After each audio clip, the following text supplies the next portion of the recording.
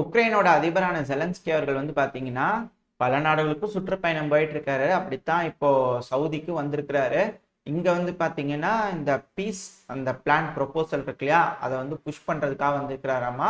அது மட்டும் இல்லாம ரஷ்யால நிறைய பிரிசனர்ஸ் ஆஃப் வார் இருக்கிறாங்க இல்லையா, கொஞ்சம் ரஷ்யாவுக்கு அழுத்தம் கொடுத்து பிரிசனரை மட்டும் கொஞ்சம் ஸ்வாப் பண்றதுக்கு அலோவ் பண்ணுங்க. ஏன்னா ஆல் ஃபார் ஆல் கொடுத்தீங்கன்னா நாங்க மொபைலைஸ் பண்றது கொஞ்சம் யூஸ்ஃபுல்லா இருக்கும் அப்படிங்கிறது போல ஜெலன்ஸ்கி அவர்கள் திட்டம் போடுறாரோ என்னமோ தெரியல. அதுக்காக வந்து சவுதி பிரின்ஸ் கிட்ட வந்து பேசிக்கிறாரு அப்படிங்கிறத சொல்றாங்க. இது வந்து பீஸ் பிளான் மாதிரி தெரியல, வேற ஏதோ சதி திட்டம் போட்டுக்கிற மாதிரி இருக்குது அப்படின்னு சில அனலிஸ்ட்லாம் சொல்லிட்டு இருக்கிறாங்க.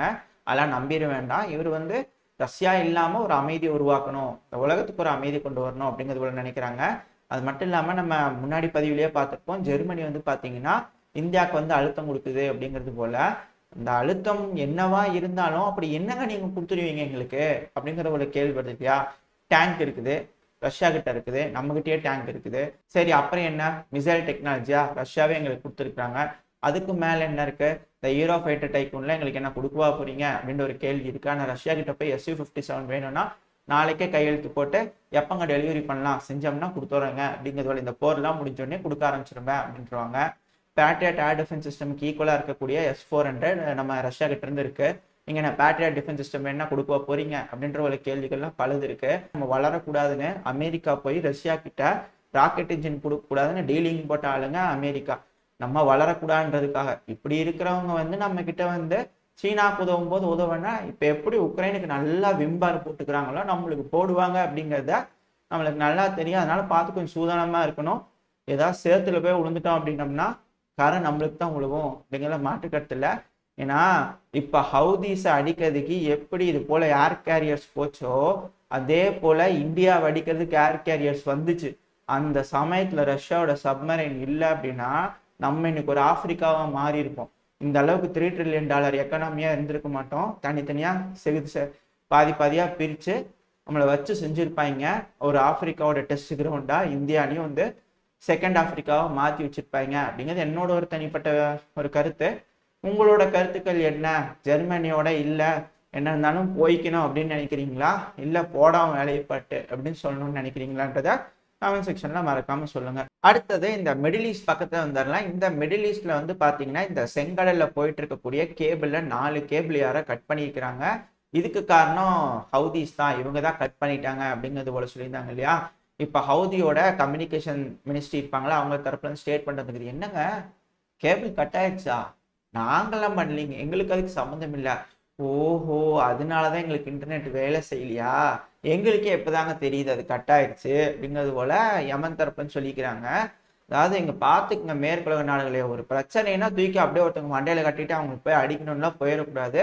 யமன் ஹவுதிஸ் கப்பல் அடிப்போம் அப்படின்னா சொல்லிட்டு அடிச்சுக்கிறாங்க. அதனால இது போல கேபிளை வந்து கட் பண்ணி தான் சொல்லிட்டு பண்ணியிருப்பாங்க, அவங்க பண்ணல அப்படிங்கிறாங்க. அதனால இங்கேயும் வந்து இன்வெஸ்டிகேஷன் வைங்க.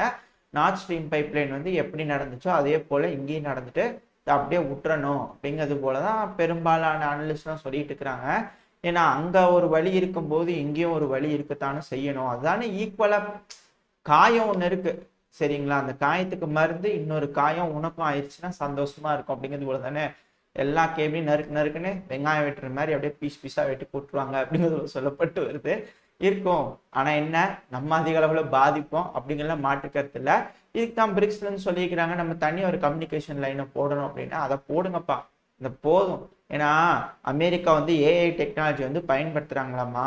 ஹவுதீஸ் என்ன சொல்றாங்க, கம்யூனிகேஷன் லைன் கட் ஆனதுனால அவங்களோட கம்யூனிகேஷன் லைன் கட் ஆயிடுச்சுங்கிறாங்க, அவங்களுக்குலாம் ஏதோ இன்டர்நெட்டே வேலை செய்யல அப்படிங்கிறாங்க. ஆக அமெரிக்கா ஏஐயை பயன்படுத்தி ஹவுதீஸ்ல இருக்கக்கூடிய அந்த நிலைகளை தெரிஞ்சுக்கிட்டு தாக்குதல் பண்றதுக்கு ஈஸியா இருக்கு அப்படிங்கிறாங்க இல்லையா. ஒருவேளை அதனால கூட ஹவுதீஸ் பண்ணிட்டாங்களா அப்படின்ற ஒரு சந்தேகம் வருது. என்னன்னா அவங்களோட கம்யூனிகேஷன் லைன் இருக்கிறதுனால தானே எந்தெந்த இடத்துலலாம் இவங்க கம்ப்யூட்டர் வச்சுக்கிறாங்கன்னு தெரிஞ்சுக்கிட்டா அதை போய் அடிக்கிறாங்க. ஏஐ வேலை செய்யுது, கம்ப்யூட்டரே இல்லை, எல்லாம் பேப்பர் எழுதி இந்தா கொண்டு போய் கொடுத்துட்டு வா அப்படின்னு எல்லாம் பண்ணிட்டாங்கன்னா அங்கே கம்ப்யூட்டர் இருக்கிறதே இல்லைன்னா ஏஐ என்ன ஆச்சு, ஏஐ குருடாயிரும் இல்லையா. ஏஐக்கு என்ன தெளிவா போகுது, அங்க இது இருக்கு இது இருக்குன்னு அண்டர் கிரவுண்ட்ல கேபிள் வேணும், கேபிள் இருந்தாதான் ஏஐக்கு அந்த இது கேபிள் போகுதுன்னு தெரியும். ஏஐயை குருடாக்கணும் அப்படின்ற முடிவுல இதை வச்சுதான் எங்களை அடிச்சா இப்ப பாரு உன்னோட ஏஐயை குருடாக்கணும் அப்படிங்கிறது போல பண்ணிட்டாங்க அப்படிங்கிறது போல சில சொல்றாங்க. உங்களோட கருத்துக்கள் என்ன இதை பத்தி அப்படிங்கிறத மறக்காம கமெண்ட் செக்ஷன்ல சொல்லுங்க. இஸ்ரேல் காசால வந்து அநியாயம் பண்றாங்க. நம்மளே வந்து பார்த்தீங்கன்னா இஸ்ரேல் இப்படி நடக்குதாமா, காசால இப்படி நடக்குதாமா அப்படிங்கிறது போல ஏதாவது சொன்னோம்னா கோச்சிக்கிறீங்க, நம்ம மேலே அப்படியே வந்து எரிஞ்சு விழுகிறீங்க. நீ என்ன இந்த சார்பா அந்த சார்பான்னு கேட்குறீங்க. இந்த தடவை இப்பத்துலேருந்து சொல்லணும், இந்த மாதிரி யோசிக்கிறது ரொம்ப சரியான விஷயம். எப்போவுமே நீ இந்த சார்பா அந்த சார்பான்னு எல்லா டைமும் யோசிச்சு அதை ஃபீடு பண்ணிக்கிட்டே இருக்கு உங்கள் மனசில். நானுன்ட்டு இல்லை, யாராக இருந்தாலும் சரி, இணையதளத்தில் ஒருத்தவங்க பதிவு போட்டாலே இவன் இந்த சார்பாக இருப்பானான்ற கண்ணோட்டத்திலேயே பாருங்கள். அதில் தப்பே கிடையாது. யாரும் உங்களைய பிரெயின் வாஷ் பண்ணக்கூடாது, அதில் தெளிவாக இருந்துக்கோங்க. ஆனால் இந்த இஸ்ரேலு அவங்க மக்களுக்கு வந்து, அவங்க இன மக்களுக்கு வந்து அநியாயம் பண்ணுறாங்கன்னு சொல்லிட்டு இருக்காங்க இல்லையா. பெட்ரோல் டீசல்லாம் விட்டுருங்க, அதெல்லாம் ரெண்டாவது. சாப்பிடக்கூடிய வெஜிடபிள்ஸ் ஃப்ரூட்ஸ் ஏற்றுமதி பண்ணுறாங்க இல்லையா, அதில் நம்பர் 1 இடத்துல வைக்கிறது துருக்கி, நம்பர் 2 இடத்துல வைக்கிறது ஜார்டன். இப்போ சொல்லுங்க, இஸ்ரேலுக்கு இவங்கள மாதிரியான ஒரு துணை இருக்கும்போது யாருமே அச்சிக்க முடியாதுன்னு இஸ்ரேல் இருப்பாங்களா இல்லையா? இவங்களே இந்த அளவுக்கு துணையா நிற்கும் போது இஸ்ரேல் எதுக்குங்க பயப்படணும் அப்படிங்கிற போல கேள்விதான் எனக்குள்ள வருது. உங்களுக்கு அப்படி இருக்கா என்ன ஏதுன்ற மறக்காம கமெண்ட் செக்ஷன் சொல்லுங்க. அடுத்தது, இந்த யமன்ல இருக்கக்கூடிய ஹவுதிஸ் வந்து பாத்தீங்கன்னா கேபிள் அடிக்கிறாங்க, வர்த்தக கப்பல் அடிக்கிறாங்க. பதிலுக்கு UK USA ஆர்டிபிஷியல் இன்டெலிஜென்ஸ் எல்லாம் பயன்படுத்தி யமன் ஹவுதிஸ் மேல தாக்குதல் பண்றாங்க. அதாவது அவங்களோட மிலிட்டரி மைட் எல்லாம் வந்து பாத்தீங்கன்னா இது போல இருக்கக்கூடிய காலி கிரவுண்ட்ல தான் ஃபோக்கஸ்டா காட்டுவாங்க. காரணம் என்னன்னா அவங்களோட ஃபுல் மைட்டே காமிச்சிடலாம். அப்படி காமிக்கும் போது உலகத்தில் இருக்கிற மற்ற நாடுகள்லாம் ஐயோ நம்ம கிட்ட இது போல எதுவுமே இல்லையே, அவங்க அடி வாங்குற மாதிரி நம்மளும் அடி வாங்குவோமோ அப்படிங்கிறத போல பேக் அடிச்சு அவங்களுக்கு ஆதரவா போயிடுவாங்க அப்படிங்கிற ஒரு எண்ணம் இருக்குமோ, அதுக்காக வேணா அடிப்பாங்களோ என்னன்னு தெரியல.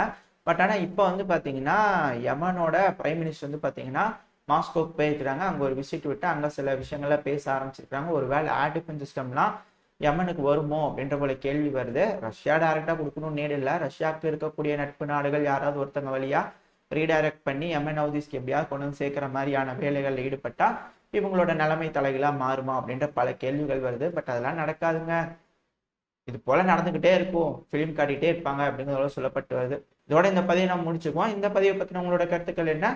இந்த பதிவு நல்லா இருக்கா? இந்த பதிவு பிடிச்சுன்னா நம்ம சேனலை சப்ஸ்கிரைப் பண்ணலாம், மறக்காம சப்ஸ்கிரைப் பண்ணிக்கோங்க. அது கூடவே பக்கத்தில் இருக்கிற பெல் ஐக்கானில் ஆல் ஆப்ஷன் சூஸ் பண்ணிக்கோங்க. அப்போ தான் நம்ம இது போல் பதிவுகள் போட்டு உங்களுக்கு இன்ஸ்டான நோட்டிஃபிகேஷன் வரும்.